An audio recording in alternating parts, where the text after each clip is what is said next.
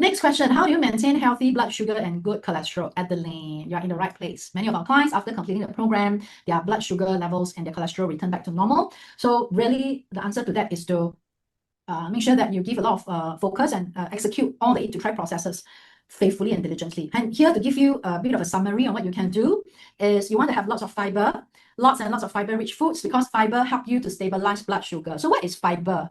Okay, fiber is basically the roughage in the food that you eat.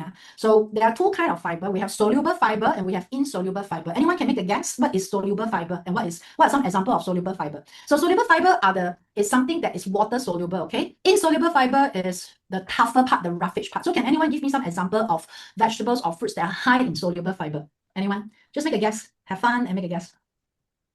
Just type in the chat for me. Some example of soluble fiber in vegetable or fruit. Okay, everyone go and type in the chat. Just make a guess.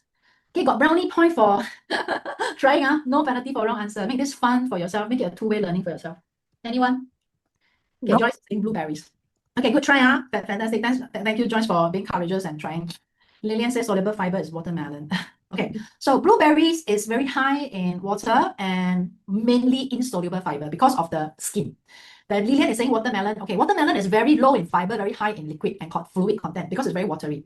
So let me give you an example of soluble fiber. Okay, avocado is one example of a fruit with a lot of soluble fiber, creamy, water soluble, right? Okay, and then we have the non-soluble fiber will be all the roughage. Make sense? So the skin of fruits and vegetables are those that act as like a brush when it goes through your intestine. So have a mixture of both the fiber, soluble and insoluble fiber, okay? And then the veggies, legumes, oats, seeds, and all that. All this helps to slow down the insulin spike when you consume foods, okay, Adeline?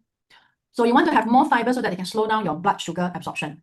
Then definitely avoid refined sugar and processed carbs. These are bad, really bad. Refined sugar is where all your processed food got a lot of refined sugar. Okay, bubble tea is something that you don't want to really, at this age, you don't want to put that kind of thing into your body. Your body need give more respect to your body. Processed carbs like bread, white bread, donuts, crackers, cookies, muffins, all those are processed carbs. So aim to go for whole carbs, like complex carbs. Example, sweet potatoes is a very good form of complex and natural carb. Then go for healthy fats, avocado, flaxseeds, olive oil in moderation. All this help you to improve the good, healthy cholesterol, help you to reduce inflammation. Recently, I'm also into walnuts. So write this down for yourself. Walnuts itself is also scientifically proven, long-term consumption, a lot of benefit, brain, your skin. It also helps you to regulate your cholesterol towards healthy levels. But what kind of walnut should you go for? Anyone can tell me what kind of walnut should you get? The natural baked, unflavored ones, or you go for those that are with herb flavor honey glaze wasabi flavor walnut. What should you go for? What is the best one for you? The natural, unsalted, unflavored ones, or those that are flavored as natural as possible? Thank you, Joyce. I always like to use a rule of thumb when I go grocery shopping. When you look at the ingredient, if you have to read past the first paragraph, chances are this thing is not good for you. The more words there are on the ingredients, the more you want to put it back on the shelf. Don't take it. Then last but not least, Adeline, you want to move every day. Not sure whether you have started your ADH already, Adeline, but if you have, okay, our request is that you dedicate at least once a week, minimally once every 2 weeks to do your ADH. But we have got a lot of clients in the community. We do our ADH 2 times, sometimes even 3 times a week. You'll see some of the alumni. Some of us who live near to the pool, we try to do it a few times a week, as much as you can. Then if you are not making any ADH practice, consistent movement is very important. Try not to be sedentary. Even if you are working in an office in front of your computer, you want to make sure you stand up and move around every 1 hour. Okay, then manage your stress so that your blood pressure is regulated. When you have stress, your blood pressure rises up. So calmness is very important, managing emotions. And then water is also essential. Okay, that's why I say eat to thrive.